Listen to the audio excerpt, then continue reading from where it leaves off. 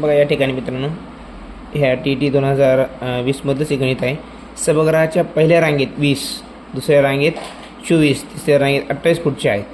सभागृहात एकूण 40 खुर्चीच्या रांगा आहेत. किती रांगा आहेत? 40. तर 28व्या रांगेतली एकूण खुर्च्या काढायच्या आहेत आपल्याला. 28 रांगेमधली एकूण खुर्च्या. तर या ठिकाणी काय होतं मित्रांनो बघा, पहिल्या रांगेत 20 होत्या, दुसऱ्या रांगेत 24 झाल्या, तिसऱ्या रांगेत 28. 4चा फरक आहे प्रत्येक रांगेमध्ये. आणि पुढं असं प्रत्येक वेळी 4चा फरक पडत जाणार आहे. चौथ्या रांगेमध्ये 32, 5व्या रांगेमध्ये मग 36 अशा होत जाणार आहेत. तर आपल्याला काय म्हणलं त्यांनी, 28व्या रांगेत एकूण खुर्च्या किती असतील असं काढायचं आहे. तर यासाठी एक छोटं सूत्र आहे मित्रांनो बघा, एक दिले टोटल नंबर ऑफ रांगा, ज्या रांगा आहेत किती आपल्या किती रांगेचे काढायचे 28. म्हणून इथं टोटल नंबर ऑफ रांगा हे 40 द्यायची गरज नाही या ठिकाणी बघा.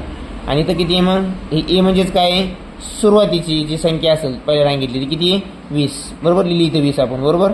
अधिक एन म्हणजे काय, टोटल रांगा ज्याचं उत्तर काढायचं, जितक्या रांगेचं उत्तर काढायचे ते रांगेची संख्या 28. 28 मधली 28 वजा 1 गुणिले डिफरन्स काय आहे आपला, डी म्हणजे काय, फरक किती आहे प्रत्येकाचा 4चा होत चालला आहे म्हणून 4.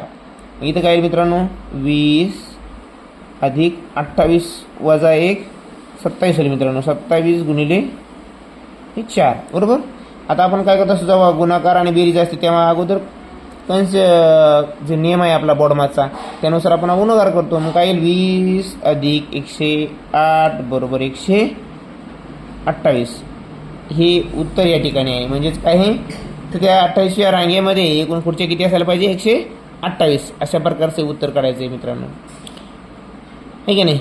आता याच प्रकारे तुम्हाला जर पुढं जर दिलं, एका रांगेमध्ये 16 खुर्च्या आहेत, नंतर 20 आहेत, आणि नंतरच्या रांगेमध्ये 24 आहेत, तर 32व्या रांगेतील खुर्च्यांची संख्या काढा.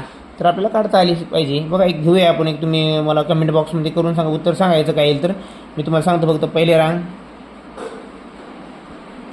16, दुसऱ्या रांगेत आहेत 20, तिसऱ्या रांगेत आहेत 24, तर 32व्या रांगेतील